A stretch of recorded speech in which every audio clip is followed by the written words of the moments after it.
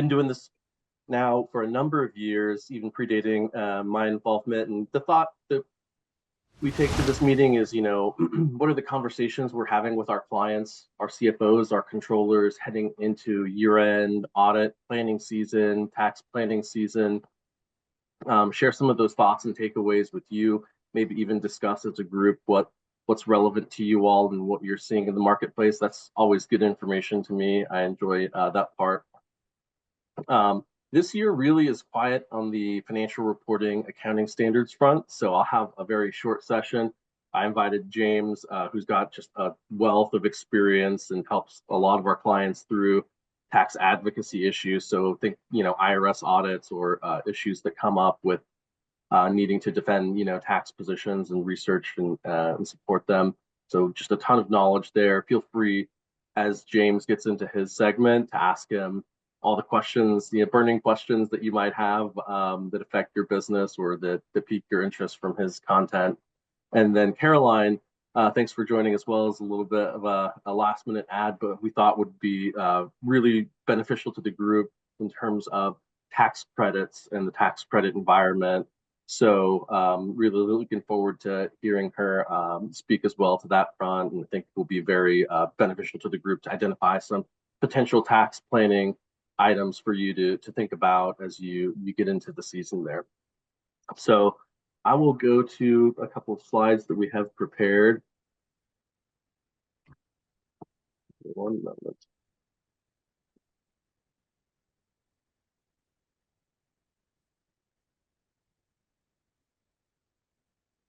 Please let me know if you can see the slides. Got it. Great. All right. So a couple of objectives of the presentation: talk about client audit planning highlights, some of the discussions that we've been having, recent accounting pronouncements, not too many again, IRS enforcement updates and hot topics with James, and tax credit discussion with Caroline. So on the audit planning front, the big focus, and I think it's really been just a continuation from last year's discussions with our clients, is the focus on interest rates and what's going to happen with the election. A lot of companies, a lot of investors, especially sitting on the sidelines. We have a lot of clients that raise capital for real estate or other investment opportunities and deploy that capital, in strategic investments, kind of private equity type deals. And what they saw was just a lot of investors sitting on the sideline, waiting it out. There's a lot of uncertainty about which direction the economy would head, given the two potential candidates. Good thing is we have that behind us. So I think really the focus will be what happens in the future. But leading up to year end, a lot of companies, sitting on the sidelines, waiting to invest capital, waiting to grow payroll headcount. So we'll see whether that transpires. One of the things that I always enjoy every year before this time of year is Chapman has their economic forecast, and to anybody that hasn't heard that, I strongly recommend hearing that out. You can find them on YouTube. This is where I got some of these slides from, and just we're very lucky to have them so close to home, and I think they're the top rated economic forecast in the nation across all the universities. And so really valuable insights here. When I was listening to this, kind of pairing that with our client conversation, one of the big takeaways or kind of like really interesting moments in that discussion was the timing. If you look at the slide here, the chart on the left of the prior economic recession in 2000, the change in the peak of the federal funds rate to when real GDP actually had an inflection point and started to grow was about 1 year.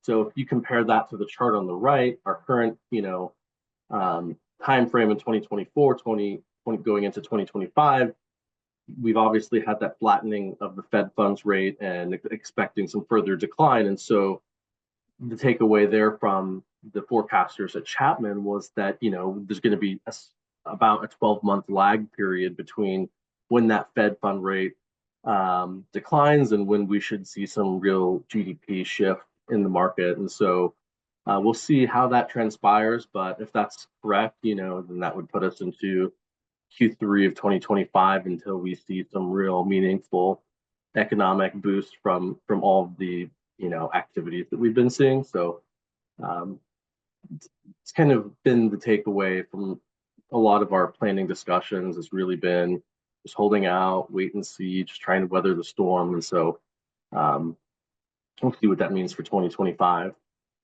Their big takeaway and their big prediction from that was a forecasted growth of 1.8% for 2025, which is less than the 2.7 for the end of 2024. So yeah, looks like it's going to be another slow growth year. So we'll see what that has in store for everybody. As far as the potential outcomes of Trump's taking office, obviously tariffs are a bit big on everybody's mind. I have a client that orders their goods from Japan, and they're already placing massive orders from Tokyo to get goods on the boat and stock up their warehouses to max capacity, essentially, in anticipation of that. So seeing a lot of that type of activity.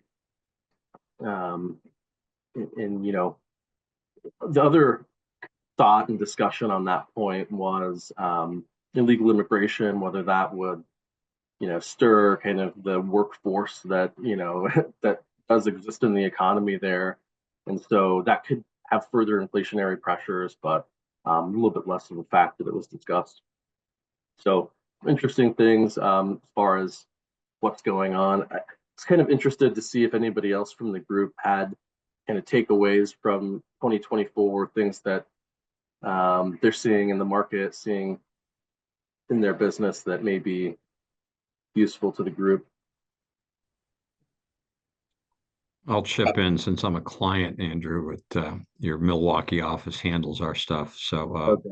I'm in the restaurant space. I think most of us in fast casual hurt. You saw a lot of closures, companies filing bankruptcy, started with Red Lobster, et cetera, et cetera. But, I talked with a colleague who's in more quick serve, drive-through type stuff. They did okay. But, we certainly, I was pessimistic going into the year, and I wasn't pessimistic enough. Totally. That makes sense. Yeah. Especially in the consumer side of the economy, I think had a real big effect this year. As an aside, we're down year over year, but 2/3 of the decline is in the Inland Empire, which I find interesting because that's a transport logistics hub. And I actually had to hire a new accounting manager, and she had been let go from a transport company. So it kind of told me that the velocity of goods moving through the economy might be slowing. Oh, wow. Very interesting.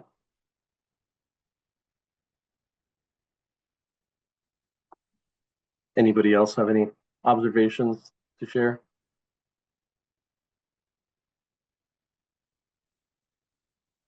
All right. It was a pretty quiet year, so no surprises there. Appreciate you. So let me go ahead and get into some of our recent accounting standards updates. Again, really quiet year. The first one that we'll discuss is liability supplier finance programs. So essentially think AP factoring with vendors,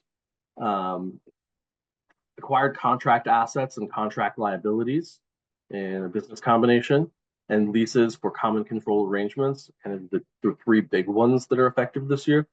The others, not really applicable to many businesses. Reference rate reform was effective a couple of years ago. There's some additional incremental requirements there. Convertible instruments and contracts and the entity's own equity, very technical, very few clients that have exposure there or that does do that accounting internally. And same thing, fair value hedging portfolio layer method. Very few clients out there outside of the Fortune 500 that are doing hedge accounting. So we'll get into that. So those are your big three ones for the year, and we'll get into those a little bit. The first is supplier finance programs. And so for a company that's buying goods from a vendor and is using a third-party finance company to essentially finance those POs with the vendor, it's essentially a debt agreement, a debt arrangement, right? But under GAAP doesn't necessarily constitute a debt arrangement. And so when it comes to the debt footnote disclosures, hasn't historically been a requirement to include, the details around how that finance arrangement is conducted, the amount of costs incurred, so on and so forth. And so GAAP essentially last year put into a requirement that these supplier finance programs do need their own special disclosures that are essentially debt disclosures.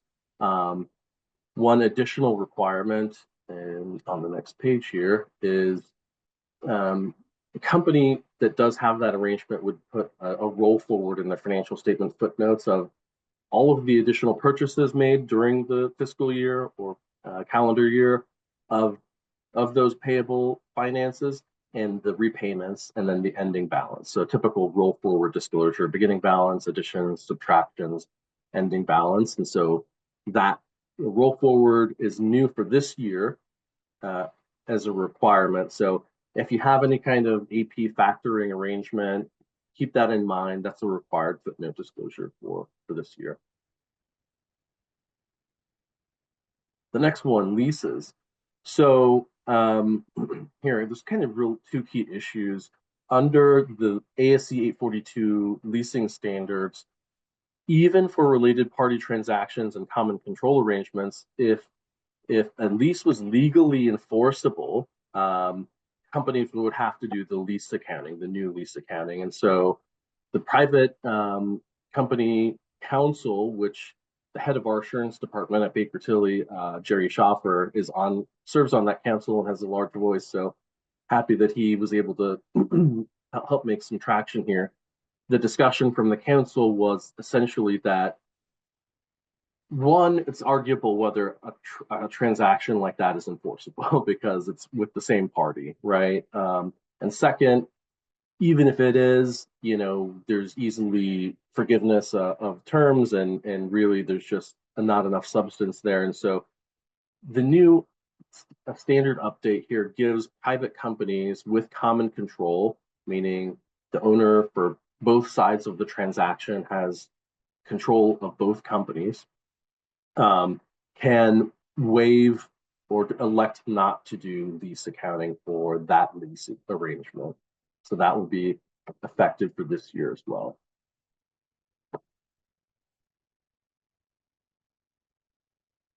Next one here, contract assets and contract liabilities. For companies that execute business acquisitions, the rule has always been you perform fair value accounting to record the assets and liabilities acquired.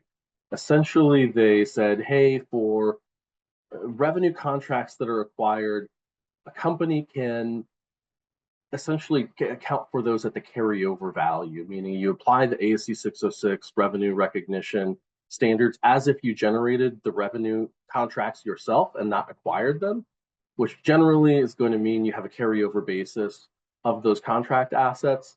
Although part of the nuance is you have to reperform the accounting. And so you could come up with a different number, slightly different number than the company that you acquired. But at least it's not fair value accounting, because anybody that's been through that knows that you have this markup that you have to do in year one, and then the first 3 months or 6 months, you amortize that into the P&L, and it just throws everything off.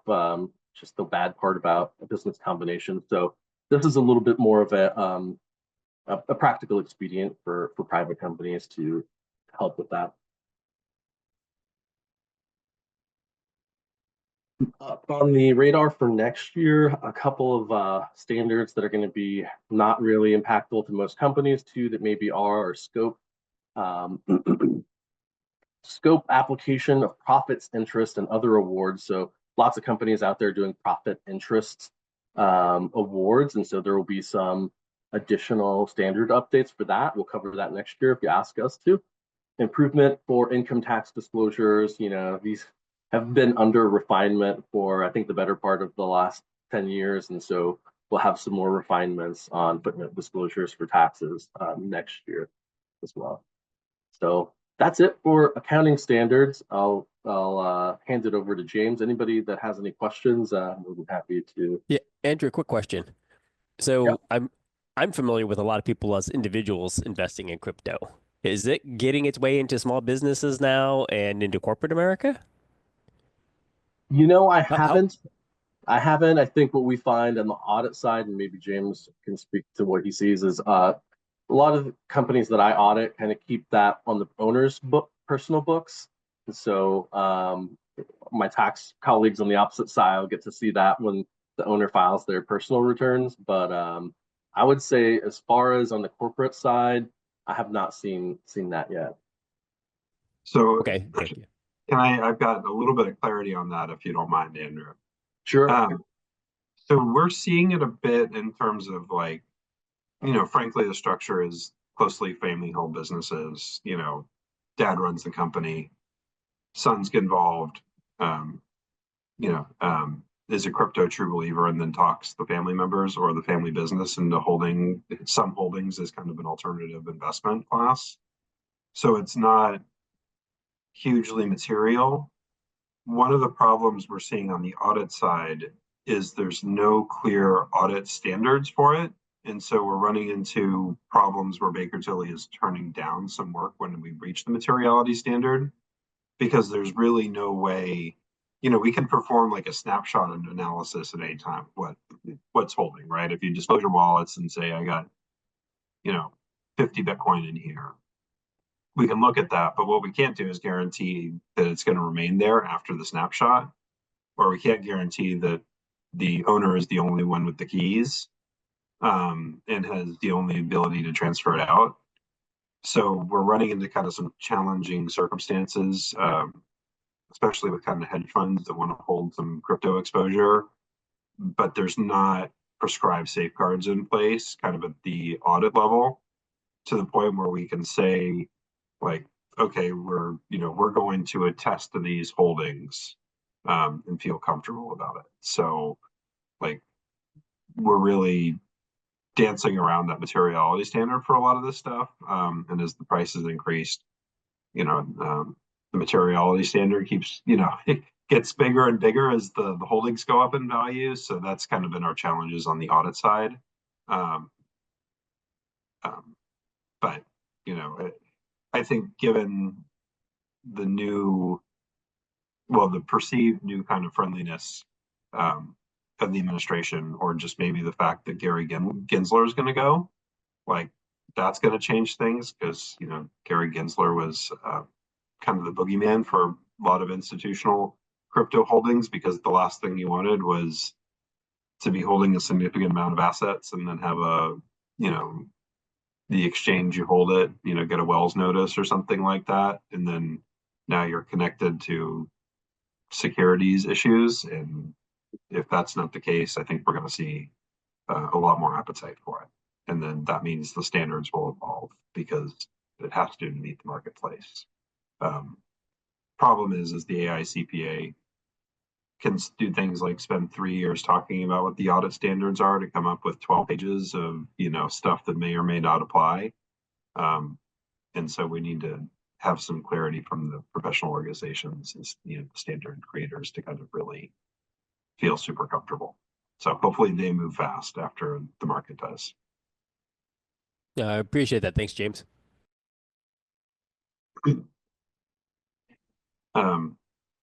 All right, should we jump into IRS updates? We kind of want to talk about two things here, kind of current state, hot topics, and then kind of what we expect 2025, looking at, we're going to have an enormous amount of change in January 1st, 2026, at the very latest, just because we're going to have individual TCJA extenders expiring. This is a dialogue, so jump in.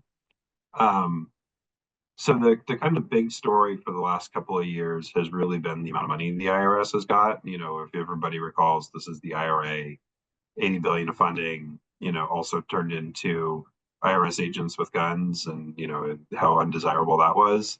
A little bit of that was overhyped.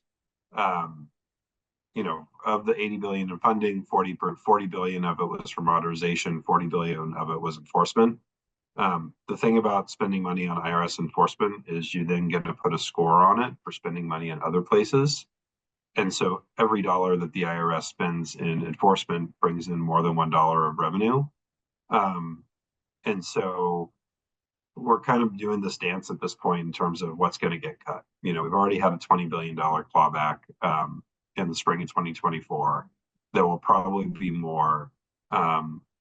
You know, I think the long version of the CR had another $20 billion cut. I can't actually find that in the streamlined version of the continuing resolution that has to fund the government. But we're going to see a lot more of that. You know, one of the things that we might end up with is a place where, you know, the money gets cut out of the IRS, and then we end up with agents that have been hired, and then there's no longer a budget to retain them. We've seen a lot of agents. I had one IRS agent call them green beans, but they're terrible. I've seen, I think, at least, you know, there's an on-the-job training component, but it seems like the quality of the IRS auditors has gone down significantly in the last 6 months. And where if you have an auditor who's got 10 years of experience at the IRS, they're, you know, they're a typical government employee. It can be often hard to get them to call you back. You know, they operate on their timetable, but at least they kind of keep a big picture of like what the standard is, and they look for things that are substantially correct. Versus the new agents where, I mean, you know, I've had agents where I've had to spend 2 hours trying to convince them that the $27 royalty payment received from K1 is not worth pursuing because it's $27. There's going to be more of that. Like, unfortunately, like, you know, you never want to lose the audit lottery, but you certainly don't want to lose the audit lottery right now, because it's getting harder and harder for them to see the forest for the trees. One of the things that is not going away in the audit lottery is now there's a renewed emphasis on partnerships. So for a long time, there was a partnership audit regime called TEFRA, which is, you know, basically what happened is you audited the partnership and then you had to conduct mini audits of all the partners. And so if you had 40 partners, that was 41 audits that the auditor had to do. And they just didn't do them. And so now what we're seeing is they audit the partnership, and then they push the burden to figure out what the partnership adjustment is to the partners. And they do this via push out statements. They do this via the modification procedures, or they pull in procedures if you're actually under exam.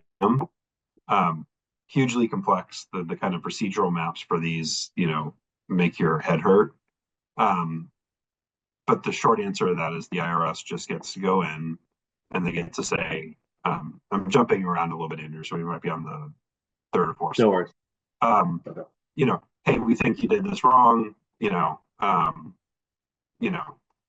we get to audit you, we get to make these adjustments, and then you figure it out.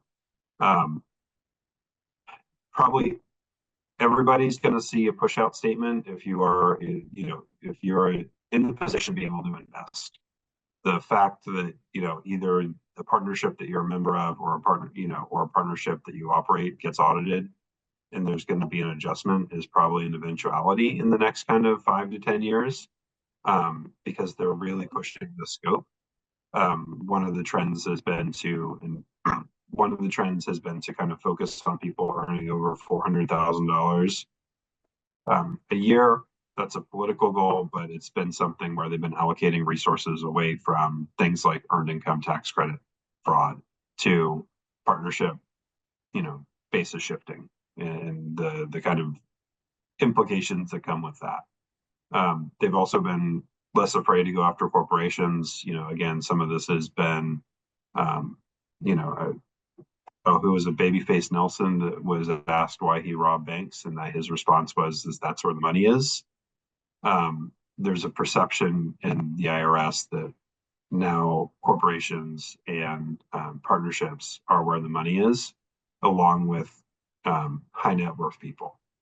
And so one of the kind of interesting things we're seeing now is we'll get a taxpayer who is let's just say wealthy taxpayer, or kind of not even, a 1% taxpayer. I hate to use that term, but like a 1% taxpayer. And what we're seeing is the individual gets audited, and all the entities get audited as well. So they kind of starting to do comprehensive audits of where does the money come from, with the idea that if you're in control of the entities, you have the ability to control the reporting, and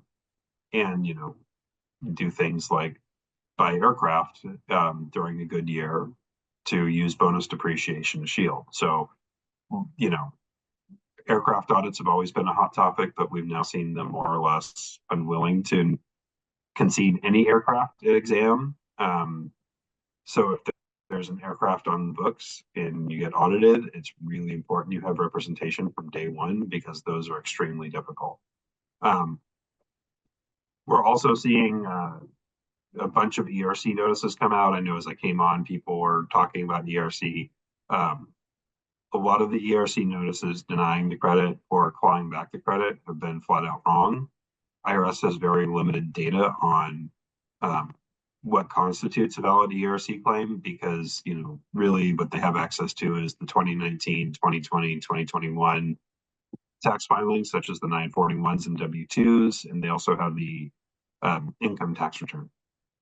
And then they make blanket assumptions based upon the data on those forms they do have, and as kind of a political football, because they've spent the last 2 years saying how bad it is, they just issue a denial, and then they push the burden again back to the taxpayer to show that they're eligible. So if you've gotten one of those, like, it's not the end of the world, but you just do need to respond to it promptly. 2021 has been the primary target on that, but just something to be aware of. Going back to the elections from an IRS enforcement side, people keep asking, well, what do you think is going to happen with Trump in the White House? What do you think is going to keep happening with Trump in the White House? Do you think these audits of high net worth taxpayers are going to go away? And I think the short answer is no, because the priorities at the political level require revenue, because they want to extend the TCJA. They want to do, there was a campaign promise on eliminating tips that has a huge score or, cost to it. Sorry.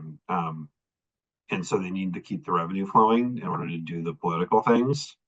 I think the bigger impact that we're going to see kind of going forward is not Trump, but this case Loper Bright that's on the screen, which is a Supreme Court case which gives taxpayers a much bigger sword to challenge IRS regulations.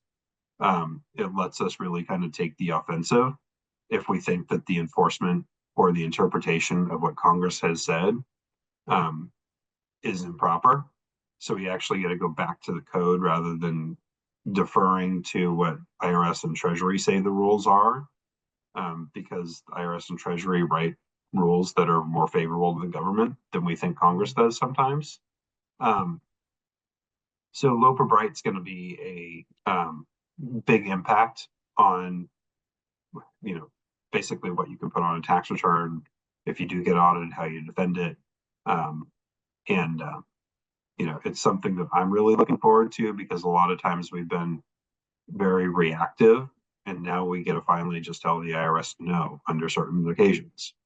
The problem with Loper Bright is you often have to litigate to be proven right.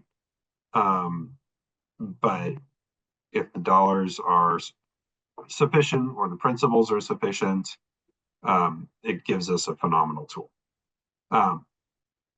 Going back to kind of the structure of the IRS, or kind of I'll just talk about what we think is going to happen the next couple of months, because I want to make sure to give Caroline plenty of time, because she's got some really interesting things to talk about.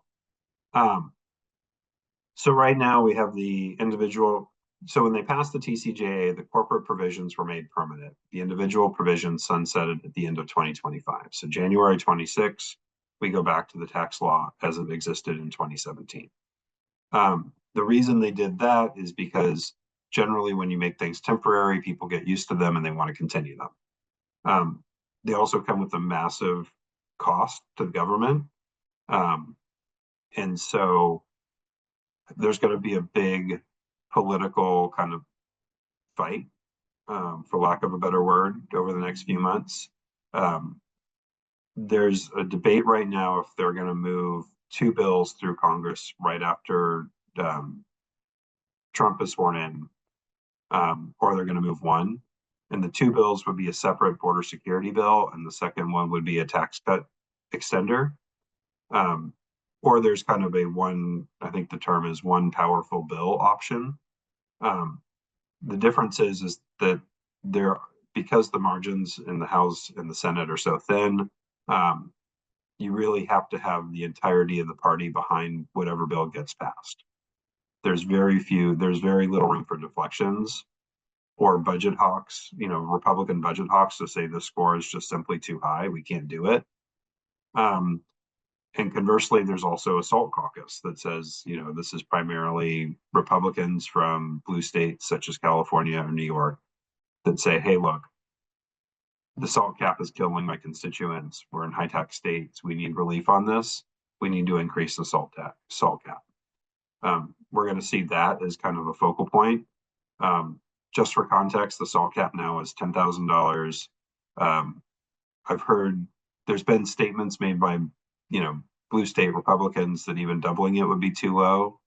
There's one Republican out of New York who said he would like to see $100,000 SALT cap for individuals, $200,000 for married filing jointly. That's a huge amount of money in terms of tax spending.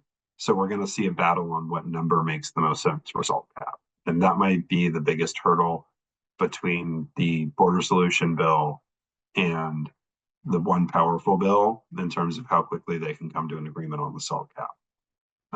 We're getting a new Treasury Secretary. The IRS commissioner who's in charge of allocation resources term is, it lasts quite a while. Theoretically, he has no plans on stepping down. Trump has said he would like to appoint a new IRS commissioner. I don't like getting too political, but his proposed IRS commissioner is uniquely unqualified to be IRS commissioner. I sincerely hope his nominee does not become IRS commissioner. It will cause chaos. And so that is a battle to watch. But really, regardless of what it is, we're going to see funding, we're going to see operational change, it's going to be an interesting couple of years. But you certainly don't want to get caught in an audit or an IRS examination right now, because they are extremely painful. And with that, I want to turn it over to Caroline to talk a little bit about green energy credits, and specifically, well, I'll let Caroline, I don't want to take any of her time, so I'll let you, Caroline, I'll turn it over to you. No, you're all fine. So good morning. It's nice to be here. What I would like to take this time to do is talk a little bit about the mechanics that you need to be aware of in terms of the energy credits that are coming online. So under the IRA, it's the first time that credits are available to be transferred to third parties through a sale.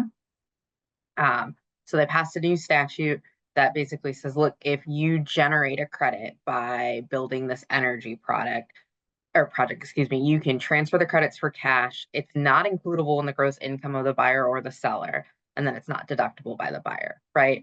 Sounds great. But like with any new program, there's always the potential for fraud or misrepresentation. So much so that Congress actually built into the statute where it creates the ability to transfer these credits that you have to register the credit, right? So if you are the developer of the project and you want to sell this credit out on the market, you actually have to register the credit with the IRS and be given almost like a serial number. right? They're called registration numbers. And the statute specifically says that these registration numbers are required in order to prevent duplication, fraud, improper payments, and excess credits.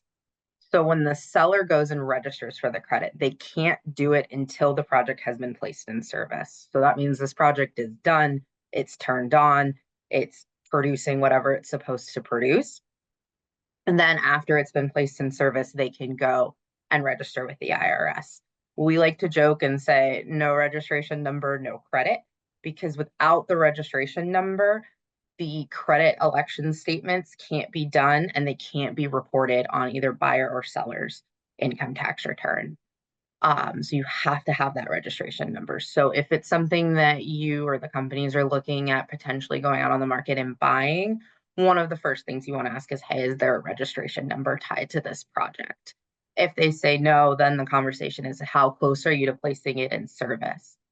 There's going to need to be a lot of due diligence on these projects. James and I have already seen a couple clients that wound up in a little bit of some fraudulent schemes where people said, oh, invest with us. We're going to help you take care of your taxes back 10 years forward. It's going to be great. Give us the money up front. You'll own a part of this project. You'll get the credit. And they thought, oh, okay, if I make the investment in this year, I'll have a tax credit and I won't have to make estimated payments this year. That's not at all how it worked. The project didn't actually exist and the due diligence wasn't done.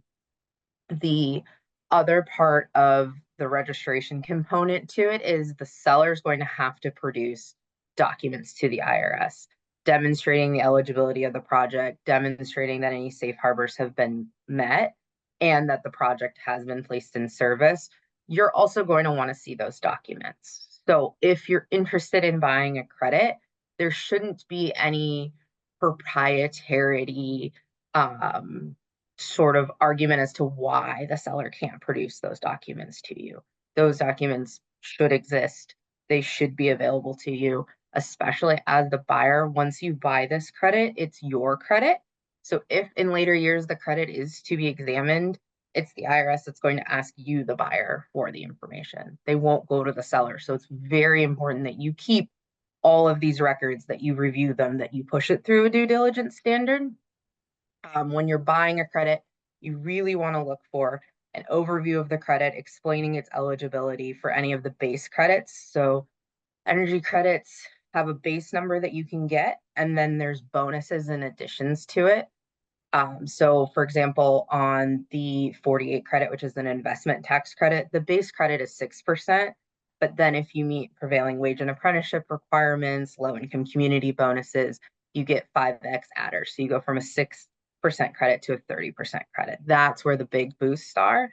And they need to be able to demonstrate that they have complied with all of those requirements to claim the added bonus. You want to keep that in your files. You'll also need any documentation that they have for the safe harbor and that the project has been placed in service, right? No credit until the project's placed in service. Then you need to keep the registration number because you'll need it for your tax return as the buyer, and the seller will need it. And it also needs to be included in any of the election statements. When the seller makes the election to transfer this credit, it's irrevocable and it must be done on an original and timely filed return by the seller. It can be done on extension as long as the extension is filed timely. But if the seller misses that, the entire transaction's blown. There's no relief. You can't go back retroactively. It's really important that you have conversations with your seller during the entire transaction and that you put these credits through some form of due diligence before agreeing to enter into it. I've seen a lot of credits coming with insurance tied to them. So there's been a little bit of due diligence done by the insurer saying, like, we'll insure the credit in case there's a defect or there's a recapture event. There's been some talk on these credits markets where credits can be prospectively bought at a discount. That's a super big area where you want to make sure you do heightened due diligence, just because no insurers are interested in insuring credits until they've been placed in service. So that's part of the discount, but then you're also going to have less documentation that you have to follow up on with the seller throughout the process until it's placed in service. Lots of fun potential pitfalls, but just to keep in mind, you have to have a registration statement. And all of that information should have been provided to the IRS already. So if you have a seller that's shy about providing any of the information, maybe think twice about the relationship.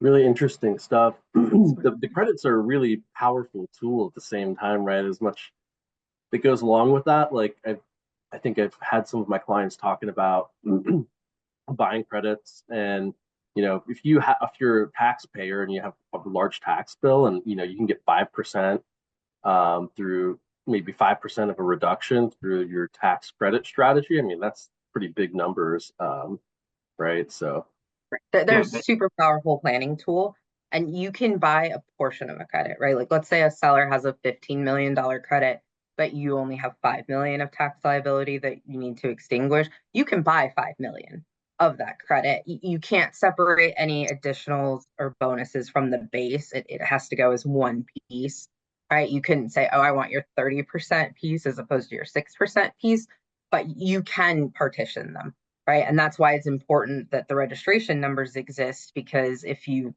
bifurcate that credit into 3 separate ones and sell it to 3 different buyers, each buyer is going to report that registration number and their third of a portion of that credit. And the IRS is going to have to tick and tie and make sure everything matches up.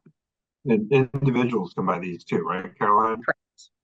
Correct. Individuals, corporations, S corps, partnerships, they can all buy these credits. And if let's say in 26, there's going to be a massive transaction and you're going to have massive tax liability, you can buy it in 25, recognize a portion of it in 25 and carry it. Yeah, so super powerful, but just something that really is buyer beware, because we have seen bad actors move into the space, and the only thing worse than giving somebody your hard-earned money is realizing you got nothing for it. These credits have to be on projects within the United States. Some areas of Puerto Rico do qualify, but if someone comes and says, I want to build a solar farm in Mexico, there's not going to be a tax credit there. Baker Tilly, we're happy to do this for you guys every year. We're happy to be a resource. Don't hesitate to reach out and let us know if you've got any questions, any issues. We're more than happy to do what we can to even just have a conversation or see how we can help. So thanks for letting us be here today.